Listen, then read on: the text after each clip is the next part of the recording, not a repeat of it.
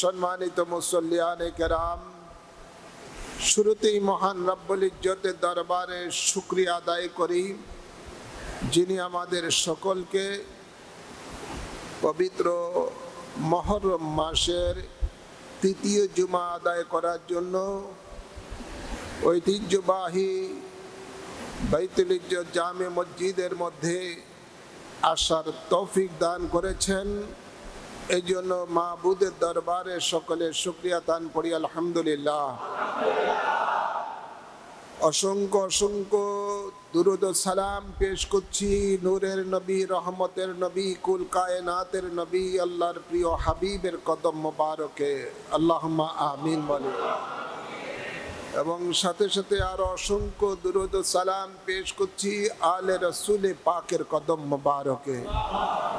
বিশেষ করে কারবালা জমিনে যে সমস্ত আহলে বাইতে রাসূলগণ এই মুহররম মাসের 10 তারিখে শাহাদাতের পেয়ালা পান করেছেন, ওনাদের সকলের কদম মোবারকে অসংখ্য অসংখ্য দুরূদ ও সালাম পেশ করছি, আল্লাহুম্মা আমিন বলি। মুহররম মাস একটি ঐতিহাসিক মাস। এই মুহররম মাসে আল্লাহ তাবারক ওয়া তাআলা হযরতে আদম আলাইহিস সালামকে মুহররম মাসের 10 তারিখে সৃষ্টি করেছেন। সুবহানাল্লাহ বলেন।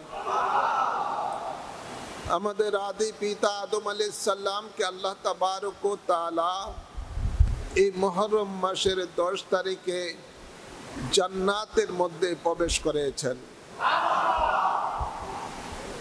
আর এই মুহররম মাসের 10 তারিখে আদম আলাইহিস সালামকে আল্লাহ তাবারক ওয়া তাআলা এই জমিনে প্রেরণ করেছেন। আর এই মুহররম মাসের 10 তারিখে আল্লাহ তাবারক ওয়া তাআলা আদম আলাইহিস সালামকে দুনিয়া থেকে আল্লাহ তাবারক ওয়া তাআলা দুনিয়া থেকে বিদায় দিয়েছেন, অর্থাৎ ওনার ইন্তেকাল হয়েছে। আদম আলাইহিস সালামকে আল্লাহ তাবারক ওয়া তাআলা জান্নাতের মধ্যে দেওয়ার পরে বলেছিলেন যে জান্নাতের সব ফল ফলাদি খানা যা আছে সব কিছু খাওয়ার জিনিস তোমার জন্য হালাল, শুধুমাত্র একটি ফল সেটা তোমার জন্য আমি নিষেধ করে দিয়েছি, হারাম করে দিয়েছি, এটা তুমি খেও না। সেটার নাম হলো গন্ধম ফল, অথবা এটাকে বলা হয় আপনার এই আমাদের দেশে যে গম হয়, গম জাতীয় এরকম একটি সুস্বাদু খাবার ছিল। তো আদম আলাইহিস সালাম এবং তার সঙ্গী হাওয়া আলাইহিস সালাম এই দুইজনকে আল্লাহ সৃষ্টি করে জান্নাতের মধ্যে দীর্ঘ বছর ধরে ওনারা আরাম আয়েশে আছেন। এক পর্যায়ে জান্নাতের মধ্যে একটি সুন্দর আওয়াজ শুনতে পেলেন হঠাৎ করে। এই আওয়াজটা কোথায় থেকে আসতেছে ওনারা খুঁজে বের করতে করতে দেখলেন যে এই আওয়াজটা আসতেছে ওই গন্ধম গাছের গোড়ার থেকেই, যে গন্ধম ফলটা খাওয়ার জন্য আল্লাহ নিষেধ করেছেন আদম আলাইহিস সালামকে। তো ওই গন্ধম গাছের নিচে একজন বুজুর্গ সুরত দরবেশের মতো লোক বসা আছেন এবং তিনি একতারার দিয়ে তিনি আল্লাহর গুণগান গাইতেছেন, সুন্দর ভাবে আল্লাহর প্রশংসা করতেছেন সুরের তালে তালে। তো আদম আলাইহিস সালাম যখন দেখলেন এই গন্ধম গাছের নিচে এই ব্যক্তি বসা আছেন, লোকটাকে কেউই চিনছে না, হাওয়া আলাইহিস সালামও চিনে নাই, আদম আলাইহিস সালামও চিনে নাই। দেখতে সুরতে মনে হয় যেন একদম বুজুর্গ। তো এই বুজুর্গটা আসলে ছিল মিস্টার ইবলিস। ইবলিসকে আল্লাহ তাবারক ওয়া তাআলা জান্নাত থেকে বিতাড়িত করেছেন, ফেরেশতাদের সরদার ছিল, তার থেকে তাকে বহিষ্কার করলেন এবং আল্লাহ ফতোয়া দিচ্ছেন সে কাফের। কেন? আল্লাহ তাবারক ওয়া তাআলা আদম আলাইহিস সালামকে সৃষ্টি করার পরে আদম আলাইহিস সালামের কপালের মধ্যে আমাদের নবীর নূর মুবারক রেখেছিলেন। তখন আল্লাহ তাবারক ওয়া তাআলা ওই নূর মুবারকের সম্মানার্থে ফেরেশতাদেরকে বলেছিলেন উসজুদু লি আদম, তোমরা আদমকে সিজদা করো। এই সিজদাটা ছিল তাজিমি সিজদা। মনে রাখতে হবে উম্মতে মুহাম্মদীর মধ্যে, শরীয়তে মুহাম্মদীর মধ্যে তাজিমে সিজদা জায়েজ নয়। আল্লাহর হাবিব সেটা সম্পূর্ণ রহিত করে দিয়েছেন।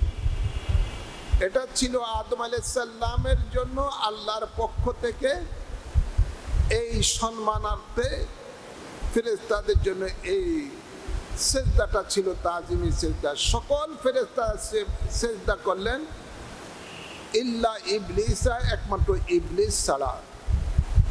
আল্লাহ তাকে জিজ্ঞাসা করলেন তুমি কেন সিজদা করলা না, আমার হুকুম পালন করলা না?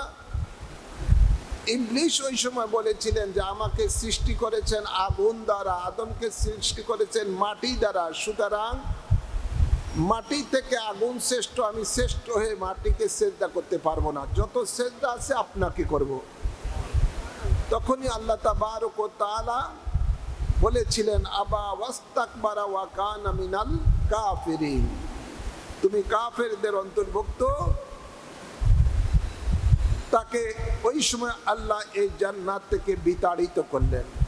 এখন ইবলিস মন করেছিল এই মর্মে যে যে কোনো ভাবে হোক, যে আদমের জন্য সে জান্নাত থেকে বিতাড়িত হয়েছেন, সম্মানের স্থান থেকে সে জিল্লতির মধ্যে গিয়েছেন, এ আদমকে সে বের করবে জান্নাত থেকে। তো ইবলিস বিভিন্নভাবে চেষ্টা করেছিল যে এই জান্নাতে প্রবেশ করার জন্য, যাকেই ধরে সেই অপারগতার স্বীকার করে। একদা ময়ূরের সাথে দেখা, ময়ূর যখন জান্নাতের বাইরে আসলো তার সাথে দেখা, ময়ূরকে বলল তোমাকে আমি অনেক সুন্দর সুন্দর আল্লাহর তসবিহ শিক্ষা দিব, এসএম শিক্ষা দিব, তুমি যদি আমাকে ভিতরে নিয়ে নাও। তখন ময়ূর বলেছিলেন যে এটা আমার দ্বারা সম্ভব নয়, তবে জান্নাতের মধ্যে একটা সুন্দর প্রাণী আছে, তাকে আমি বলবো তোমাকে সাহায্য করতে পারি কিনা, দেখো ওকে আমি বলবো, কথাই করো। তখন এই ময়ূর জান্নাতের মধ্যে সাপ ছিল, সাপ খুব সুন্দর একটা প্রাণী ছিল, তাকে বলছেন যে জান্নাতের বাহিরে একজন বুজুর্গ আছেন, তুমি তার কাছে যাও, উনি তোমাকে আল্লাহর সুন্দর সুন্দর ওজিফা এসএম শিক্ষা দিবেন। সাপ যখন আসলো, সাপকে তখন ইবলিস শুরুতে অন্য শুরুতে ছিল, তখন ইবলিসে বললেন তুমি আমাকে ভিতরে নিয়ে যাও, আমি তোমাকে অনেক কিছু ওজিফা শিক্ষা দেব, তসবিহ শিক্ষা দেব। তো ইবলিস সাপ বলতেছে তোমাকে আমি নিব কিভাবে, জান্নাতের দরজার মধ্যে তো ফেরেশতা দাঁড়িয়ে আছে, তো তুমি হা করো, আমি তোমার ভিতরে ঢুকে যাব। তখন সাপ হা করলেন, ইবলিস সাপের ভিতরে ঢুকলেন, আর সাপ ভিতরে গিয়ে ওই গন্ধম গাছের নিচে বমি করে দিলেন। ইবলিস বের হলো, আর সেখানে এসে একটা দরবেশের সুরত ধারণ করলেন।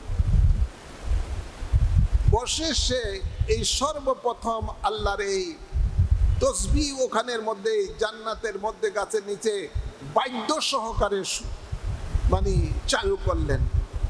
তো বাদ্যযন্ত্র সর্বপ্রথম সৃষ্টি করেছি ইবলিস শয়তান। সেই এই জান্নাতের মধ্যে যখন এই সুন্দর সুরে আল্লাহর তসবিহ পড়া শুরু করলো, তো আদম আলাইহিস সালাম বলতেছে খবরদার হাওয়া, তুমি সামনে যেও না, আল্লাহ এই গন্ধম এই গাছের ফল খাওয়া আমাদের জন্য নিষেধ করে দিয়েছেন। তো হাওয়া আলাইহিস সালাম বললেন, আমরা ফল খাবো না, কিন্তু আরো কাছে তো যেতে পারি, আল্লাহর প্রশংসা শুনতে পারি। তো এই বাদ্যযন্ত্রের একটা তাসির হয়েছে যে আল্লাহর আযাবকে ভুলিয়ে দেয়, আল্লাহর রহমতের দিকে টেনে নেয়, আযাবকে ভুলিয়ে দেয়। তো আনতে আনতে এমন একটা অবস্থায় আনলো, কাছে আসলো, আদম আলাইহিস সালামও কাছে আসলো, হাওয়া আলাইহিস সালামও কাছে আসলো। আসার পরে যখন ওনাদের মধ্যে একটা গানের বাদ্যের তাসির তাদের মধ্যে ঢুকলো, তখনই ইবলিস বলেছিলেন বাদ্যযন্ত্র বন্ধ করে দিয়ে, গান বন্ধ করে, আল্লাহর এই তাসবিহ গাওয়া বন্ধ করে দিয়ে, হামদ গাওয়া বন্ধ করে দিয়ে বললেন যে, জানো আল্লাহ কেন তোমাদেরকে এই ফল খাওয়া নিষেধ করেছেন? কয় না, জানি না। কয়, তোমরা যদি এই ফলটা খাও তাহলে চিরজীবন এই জান্নাতে থাকতে পারবে, আর যদি না খাও কয়েকদিন পরে তোমাদেরকে বের করে দিবে। উল্টা বুঝিয়ে দিল। তখন হাওয়া আলাইহিস সালাম ওই ইবলিসের এই বুঝে এমন হতেছে যে না, আমি গন্ধম খাবো, এই ফলটা খাবো। আদম আলাইহিস সালাম নিষেধ করলেন, ওনার নিষেধ অমান্য করে এই আদম আলাইহিস সালাম ইবলিসের ধোঁকায় পড়ে গন্ধম খেলেন। খাওয়ার পরে আল্লাহ তাবারক ওয়া তাআলার সাথে সাথে হযরত হাওয়া আলাইহিস সালামকে ধরলেন না। হাওয়া আলাইহিস সালামকে যদি ধরে তাহলে আদম আলাইহিস সালাম জান্নাতে থেকে যায়, হাওয়া আলাইহিস সালাম দুনিয়াতে এসে যায়, দুইজন ভিন্ন ভিন্ন অবস্থাতে চলে যায়, দুই জগতে।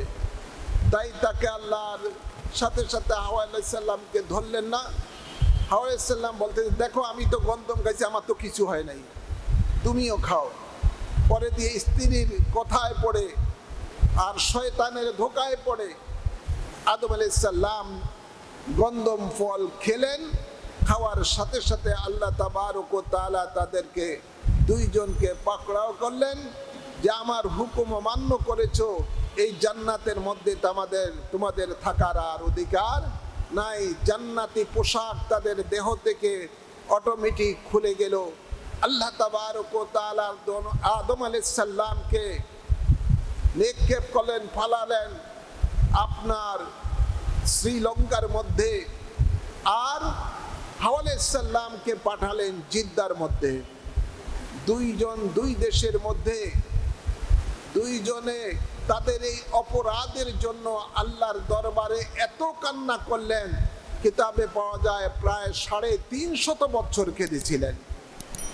তো আদম আলাইহিস সালাম এত কান্না করেছেন, কিতাবে পাওয়া যায় কিয়ামত পর্যন্ত পৃথিবীর মানুষের চোখের পানি যদি এক পাল্লায় রাখা হয়, আর আদম আলাইহিস সালাম 350 বছর ধরে তাদের এই কৃতকর্মের জন্য এত কান্না করেছেন যে আদম আলাইহিস সালামের কান্নার যদি অন্য পাল্লায় রাখা হয় তাহলে সেই পাল্লা আদম আলাইহিস সালামের কান্নার পানির পাল্লা ভারী হয়ে যাবে। এত কান্না কাটি করেছিলেন আদম আলাইহিস সালাম। মাথা জমিনের মধ্যে চক্ষু রেখেছেন, উপরে আর উঠান নাই, এত কান্না করতেছেন। একদা এই কান্না করতে করতে আসতে আসতে হযরতে আদম আলাইহিস সালাম এই আপনার আরাফা ময়দানের কাছে আসলেন, আর তার মনের মধ্যে একটা খেয়াল জাগলো। সেই খেয়ালটার কি, কুরআনে পাকে আল্লাহ বলেন, ফাতালাক্কা আদামু মির রাব্বিহি কালিমাতিন। সুবহানাল্লাহ বলেন।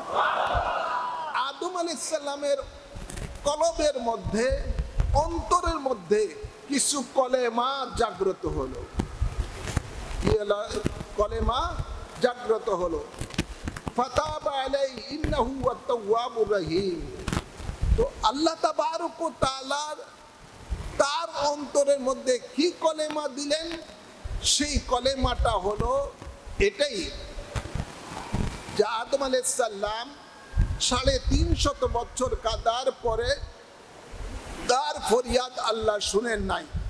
হঠাৎ করে তার অন্তরের মধ্যে একটা খেয়াল, কালেমা জাগলো যে আমি 350 বছর কাঁদতেছি, আল্লাহর দরবারে ফরিয়াদ করতেছি, আল্লাহ আমার ফরিয়াদ শুনছে না। তার মনের মধ্যে একটা জাগ্রত হলো যে আল্লাহ যখন তাকে সৃষ্টি করেছেন, সৃষ্টি করার পরে তিনি যখন আরশ আজিমের দিকে তাকালেন, সেখানে লেখা দেখতে পেলেন লা ইলাহা ইল্লাল্লাহু মুহাম্মাদুর রাসূলুল্লাহ সাল্লাল্লাহু আলাইহি ওয়াসাল্লাম। তিনি ভাবলেন যে আল্লাহর নামের সাথে যার নাম মুহাম্মদ সাল্লাল্লাহু আলাইহি সাল্লাম, তিনি নিশ্চয়ই আল্লাহর কাছে অনেক প্রিয় ব্যক্তি হবেন।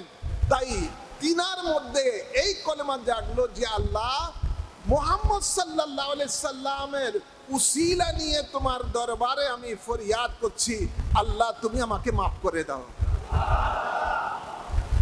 যখন আল্লাহর কাছে ক্ষমা চাইলেন আমাদের নবীর উসিলা নিয়ে, তখনই আল্লাহ বলেন যে ফাতাবা আলাইহি ইন্নাহু হুয়াত তাওয়াবুর রহিম, আল্লাহ দয়াবান ক্ষমাশীল হয়ে গেছেন। জোরে বলুন সুবহানাল্লাহ।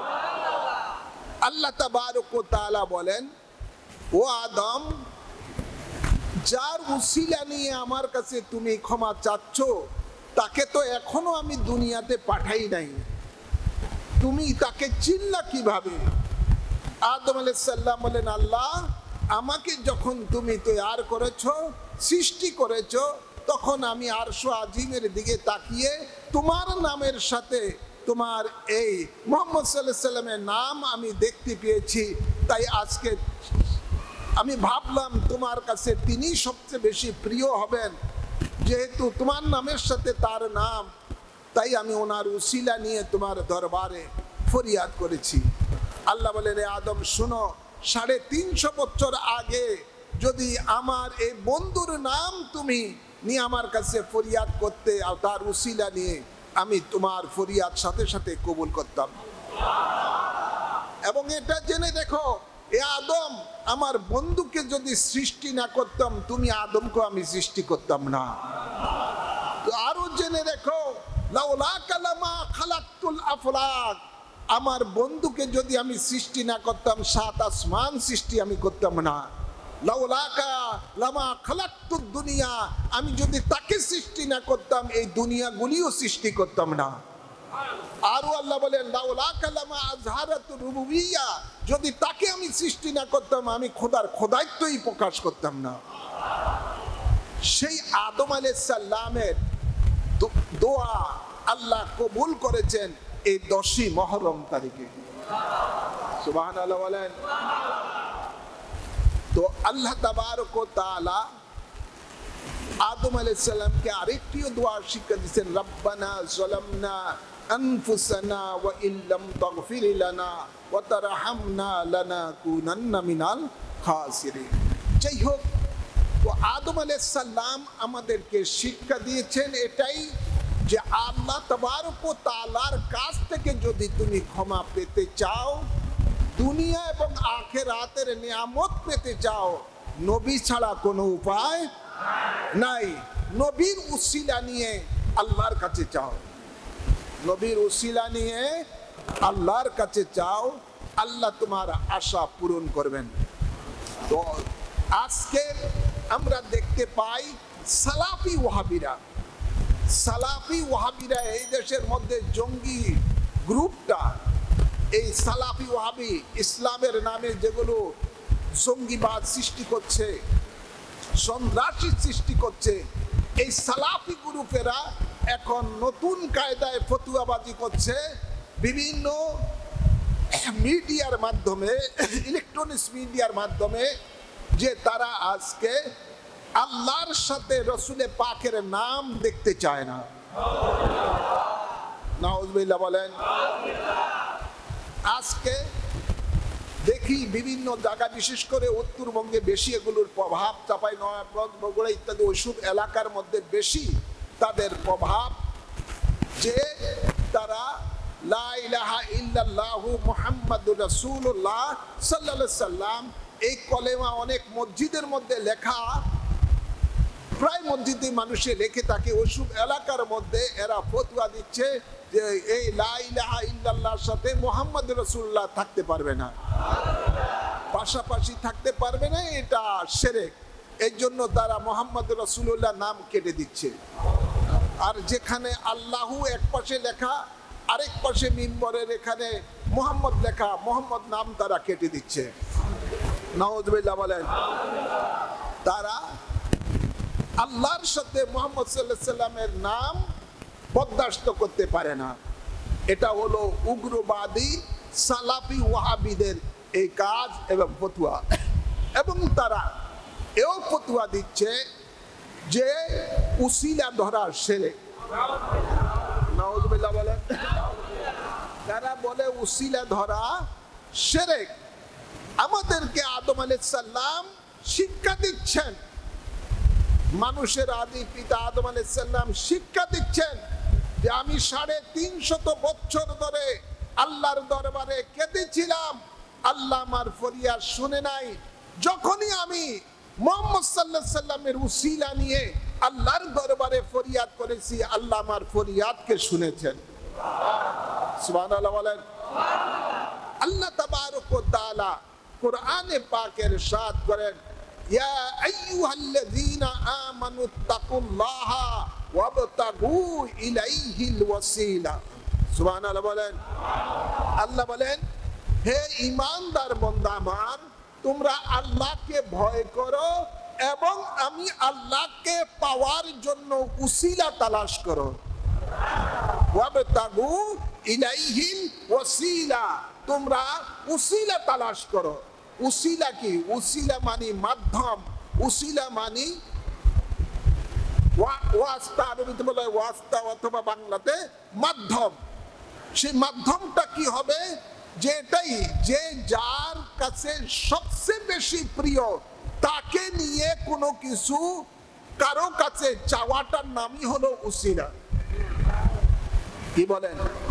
আমাদের বাংলাদেশের মধ্যে আপনারা দেখবেন সাধারণত একটা এমপিরও পিএস থাকে, পিএস এর মাধ্যমে এমপির কাছে অ্যাপয়েন্টমেন্ট চায়, বিভিন্ন জিনিস চায়।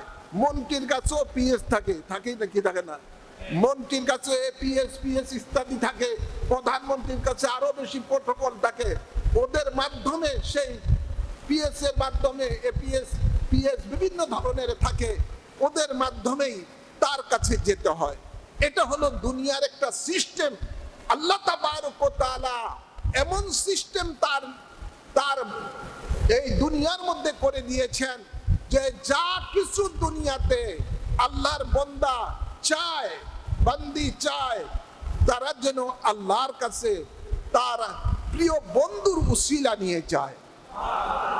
উসিলা বিভিন্ন ধরনের উসিলা হতে পারে, ইবাদত উসিলা হতে পারে, নামাজ উসিলা হতে পারে, দান সদকা উসিলা হতে পারে। যেমন as-sadaqatu taraddu minal বালা, সদকার মাধ্যমে বালা দূর হয়ে যায়। কি হয়ে যায়? সদকার মাধ্যমে বালা দূর হয়ে যায়। এই সদকাটাও একটা উসিলা, বালা মুসিবত দূর করার জন্য এটাও একটা উসিলা। যেমন আপনি অসুস্থ হয়েছেন, ডাক্তারের কাছে গিয়েছেন, ডাক্তার ওষুধ লিখে দিবে। এই যে ডাক্তারের কাছে গিয়েছেন ওষুধ ভালো হওয়ার জন্য, রোগ ভালো হওয়ার জন্য, এই ডাক্তারটা হলো একটা উসিলা। ঔষধ যে খাচ্ছেন, এই ওষুধের দ্বারা আপনার রোগ শিফা হচ্ছে, এই ঔষধটাও একটা উসিলা। উসিলা মাধ্যম বিভিন্ন ধরনের হতে পারে। কেউ যদি উসিলাকে আল্লাহর অংশীদার মনে করে তাহলে সেটা হবে শিরক। কথা বলছেন না? আল্লাহর অংশীদার মনে করে তাহলে হবে এটা শিরক। আর আল্লাহর অংশীদার না মনে করে, আল্লাহর মাহবুব মনে করে বা বিভিন্ন কিছু মনে করে, যেমন আল্লাহর ওলিদের দরবারে আমরা যাই, ওলিদের দরবারে ওলি আল্লাহর উসিলা নিয়ে আল্লাহর কাছে চাই। তো ওলি আল্লাহ মাধ্যমে আমরা আল্লাহর কাছে চাই, এই জন্য যে ওলি আল্লাহরা হলেন আল্লাহর বন্ধু, আল্লাহর অনেক নিকটের ব্যক্তি, যাদের কথা আল্লাহ শুনেন, যাদের কথা আল্লাহ শুনেন, তাদের কাছে যাওয়া হয়।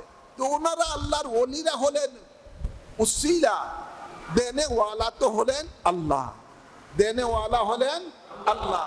ঠিক আদম আলাইহিস সালাম আমাদের নবীর উসিলা নিয়ে আল্লাহর কাছে চেয়েছেন যে আল্লাহ তোমার বন্ধুর খাতিরে আমাকে তুমি ক্ষমা করে দাও।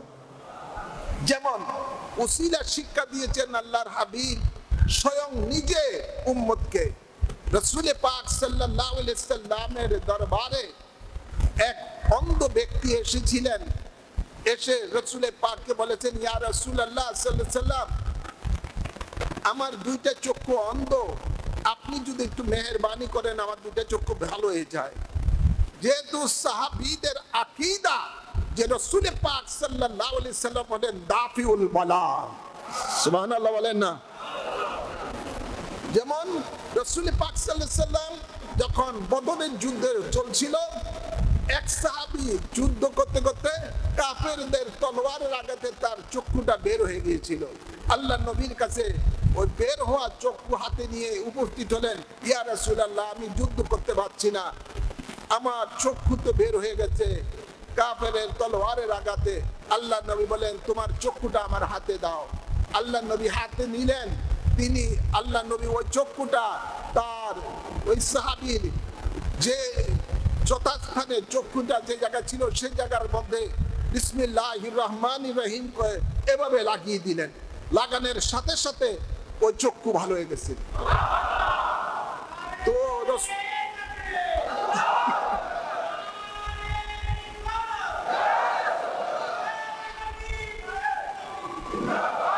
রাসূল পাক সাল্লাল্লাহু আলাইহি সাল্লাম তিনি এভাবে তার কাছে যত রোগীরা আসতেন, বিভিন্ন এই যুগে তো অনেক ধরনের আপনার সার্জারি করা হয়, বিভিন্ন ধরনের রোগের ট্রিটমেন্ট করা হয় বিভিন্ন ভাবে অপারেশন করে।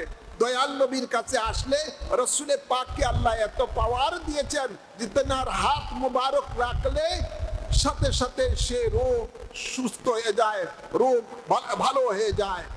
যেমন আল্লাহর হাবিব রাহমাতুল্লিল আলামিন যখন মক্কা থেকে হিজরত করে মদিনা শরীফে যাচ্ছেন, হযরতে সিদ্দিক আকবর রাদিয়াল্লাহু তাআলা আনহু গারে সুরের মধ্যে, সেখানের মধ্যে দুইজনের সাথে রাসূল পাক আর উনি ছিলেন, সিদ্দিক আকবর ছিলেন, ওনাকে বিষাক্ত সাপ দংশন করেছে। আল্লাহর নবী বলেন, এ আবু বকর তোমার চোখে পানি কেন? সিদ্দিক আকবর রাদিয়াল্লাহু তাআলা বলেন, ইয়া রাসূলুল্লাহ আমাকে সাপে তো দংশন করেছে, আমি বিষের জ্বালা ছটফট করছি। আল্লাহ নবী তখন একটু থুতু মুবারক যেখানে সাপের দংশন করেছিল সিদ্দিক আকবর রাদিয়াল্লাহু তাআলা ওখানে লাগিয়ে দিলেন, সাথে সাথে বিষ পানি হয়ে গেছে। তো এটা রাসূল পাকের থুতু মুবারকের উসিলায় কি হয়ে গেছে? বিষ পানি হয়ে গেছে। তো এইভাবে উসিলা অনেক ধরনের উসিলা হয়। তো আল্লাহর নবীর দরবারে সাহাবী এসেছিলেন, ইয়া রাসূলুল্লাহ আমার দুইটা চক্ষু অন্ধ, আপনি যদি একটু মেহেরবানি করেন চক্ষুটা ভালো হয়ে যায়। আল্লাহ নবী বলেন তুমি দুইটা অন্ধ চক্ষু নিয়ে আল্লাহর ইবাদত করে যাও, কিয়ামতের দিবসে আল্লাহ তোমাকে এই অন্ধ চক্ষুর জন্য এক্সট্রা জান্নাতের মধ্যে নিয়ামত দিবেন।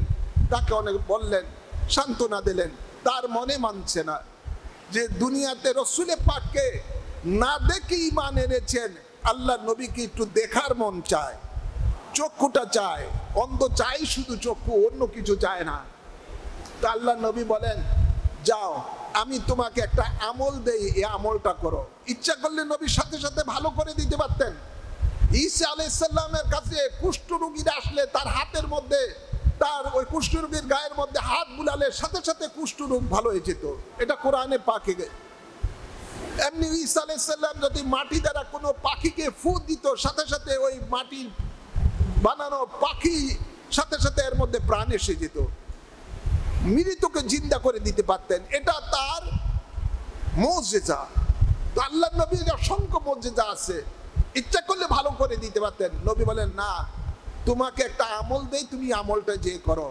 আল্লাহ নবী গায়েবের সংবাদদাতা নবী জানেন তার উম্মতের মধ্যে এমন ফিতনা সৃষ্টি হবে যে মুনাফিকেরা ফতুয়াবাজি করবে, উসিলা ধরা শিরক। নবী জানে কি জানে না? এই জন্য নবী ডাইরেক্ট না ভালো করে দিয়ে তাকে একটা আমল দিয়েছেন, এই আমলটা তুমি করো। যে এই হাদিসটা একটা লম্বা হাদিস রয়েছে নাসাই শরীফের মধ্যে, হযরত উসমান ইবনে হানিফ রাদিয়াল্লাহু তাআলা আনহু থেকে বর্ণিত। এই হাদিসের মধ্যে আল্লাহর নবী বলেন যে যাও তুমি বাড়িতে যাও, যে ওযু করো, ওযু করে 2 রাকাত নফল নামাজ পড়ো। 2 রাকাত নফল নামাজ পড়ার পরে আমি নবী যেভাবে বলি এভাবে আল্লাহর কাছে তুমি দোয়া করো, মুনাজাত করো, ফরিয়াদ করো। সেই দোয়াটা এরকম, আল্লাহুম্মা ইন্নী আসআলুকা বিনবিয়িকা মুহাম্মাদিন নবিয়্যির রাহমাতি ইয়া রাসূলুল্লাহ, আল্লাহুম্মা ইন্নী আতাআজ্জাহু বিকা হাযি লিতুকলি আলি, আল্লাহুম্মা ফাশফিউ ফিয়া। এরকম লম্বা একটা হাদিস রয়েছে, আমি শর্টকাটে বললাম।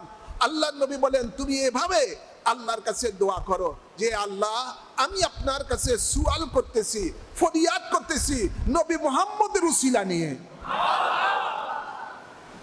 এটা সহিহ হাদিস নাসাই শরীফের মধ্যে রয়েছে, উসমান ইবনে হানিফ রাদিয়াল্লাহু তাআলা আনহু থেকে বর্ণিত যে আল্লাহ আমি তোমার কাছে সুয়াল করতেছি, ফরিয়াদ করতেছি, আল্লাহুম্মা ইন্নী আসআলুকা, আল্লাহ তোমার কাছে আমি সুয়াল করতেছি, ফরিয়াদ করতেছি বিনবিয়িকা মুহাম্মাদিন, সুবহানাল্লাহ বলেন না, মুহাম্মদ সাল্লাল্লাহু আলাইহি ওয়াসাল্লামের উসিলা নিয়ে।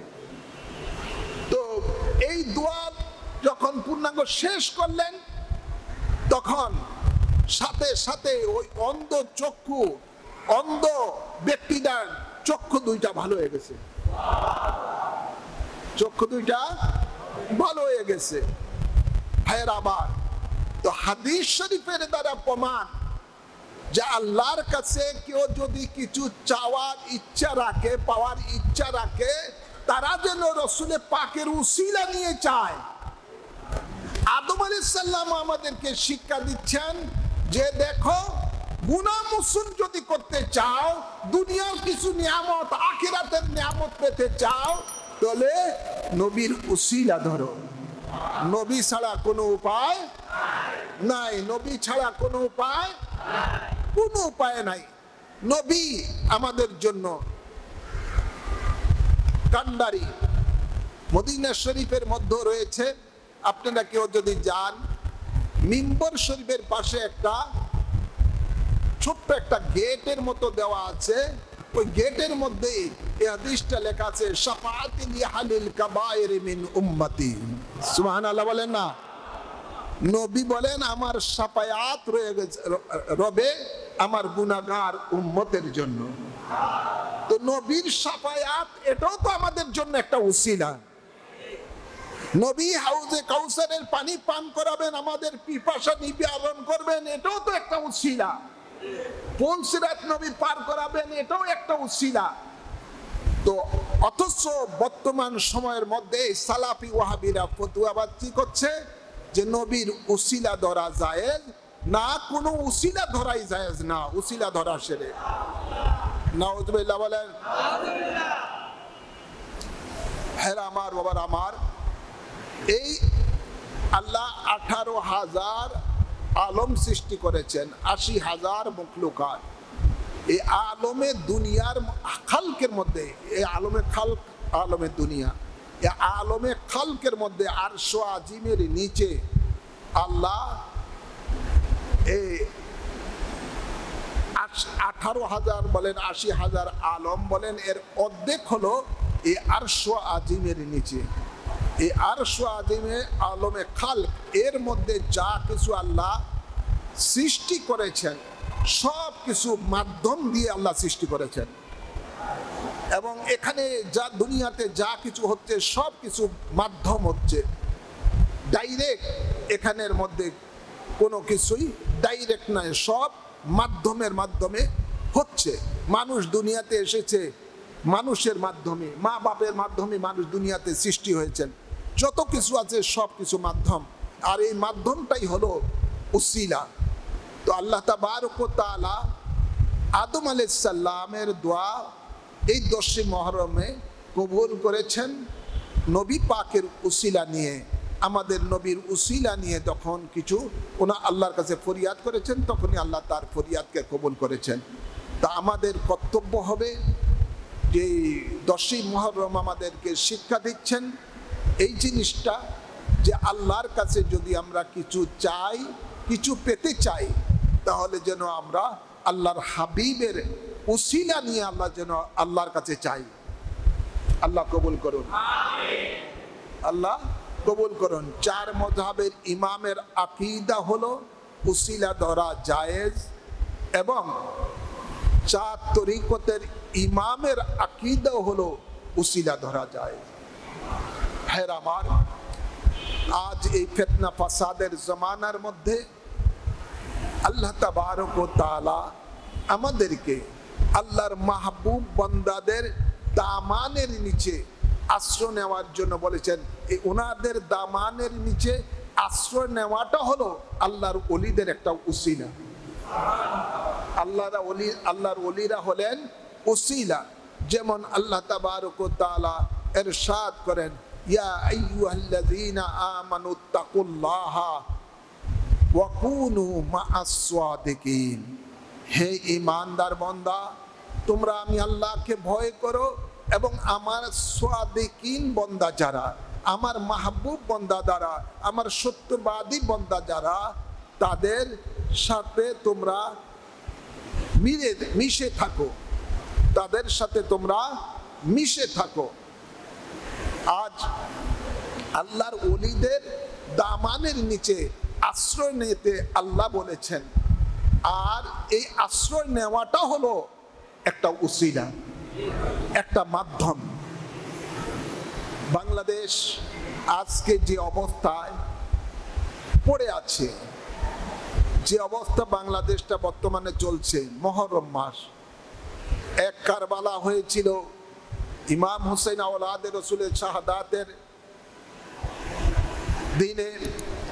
আরেক এই মুহররম মাসে বাংলাদেশে আরেক কারবালা হয়ে গেছে। আল্লাহ আমাদেরকে এই জাতিকে হেদায়েত দান করুন, আমিন বলেন, আমিন বলেন। বহু লোকের হতাহত হয়েছে, যা বলে শেষ করা যাবে না, হয়তো একদিন প্রকাশ হবে। তো যাই ঘটনা ঘটেছে, আমি মনে করি এই সমস্ত কিছুর পিছনে একমাত্র ইসলামী শিক্ষার অভাব, ইসলামের জ্ঞানের অভাব।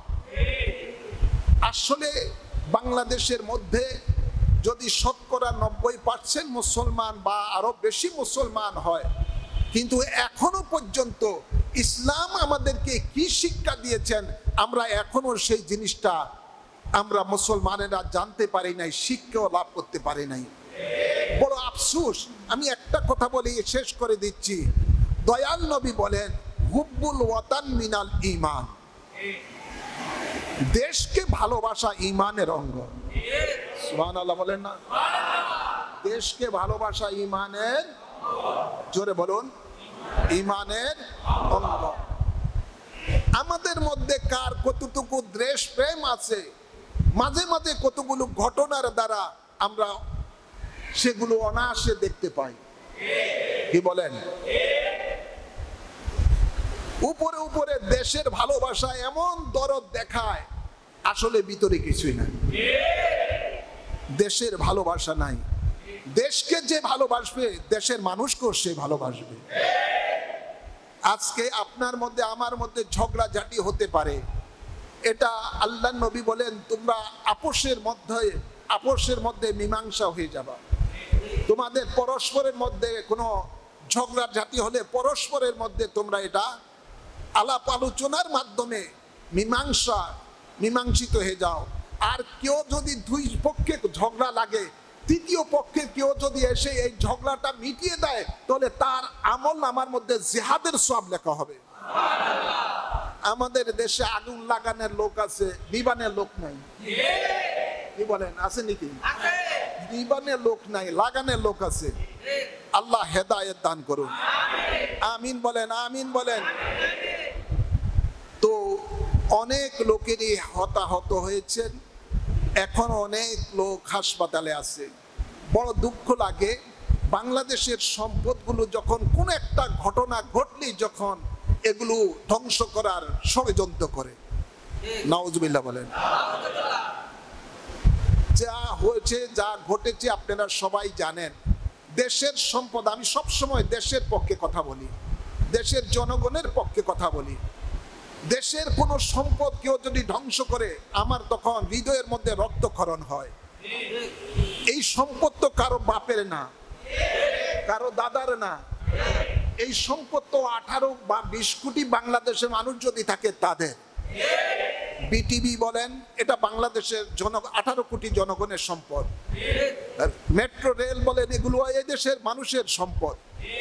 এটা কারো বাপের সম্পদ, কারো 14 গোষ্ঠী সম্পদ না, এটা জনগণের সম্পদ, জনগণের ট্যাক্সের পয়সা দ্বারা সম্পদ। এই মেট্রো রেল বলেন, বিটিভি বলেন, সেতু ভবন বলেন, যা কিছু বলেন, সব কিছু যাই হোক, এই আমাদের সামনে এটা কি নগর ভবন। এই নগর ভবন এটা কোনো মেয়র আইবির ভবন, ওনার বাপের পয়সা দিয়ে করা, এটা নারায়ণগঞ্জের দেশের মানুষের ট্যাক্সের পয়সা দ্বারা করা। জোরে বলেন। যেগুলো এই নগর ভবনের গাড়ি পড়েছে, নগর ভবনে হামলা করে ধ্বংস করেছে, আমার মনে হয় এগুলোরে 100 বার বেচলেও একটা গাড়ির দাম হইব না। এই যে এটা ভাঙলো, এটা 18 কোটি জনগণের সম্পদ। আল্লাহ নিজের হকুল্লাহ আল্লাহ মাফ করবেন, আল্লাহর হক আল্লাহ মাফ করবেন, কিন্তু জনগণের হকুল এবাদ আল্লাহ কখনো মাফ করবে না। যে বাচ্চারাই এই ঘটনা ঘটিয়েছে, কিয়ামতের দিবসে তাকে ডাইরেক্ট জাহান্নামে যেতে হবে।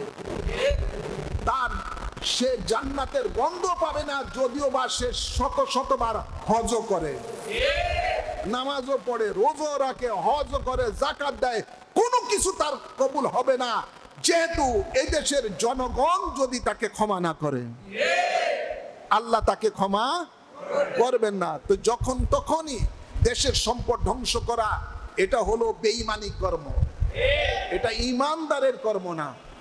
আর কেউ যদি কাউকে যদি অন্যায়ভাবে হত্যা করে, তার জন্য চিরতরে জাহান্নাম, চিরতরে জাহান্নাম।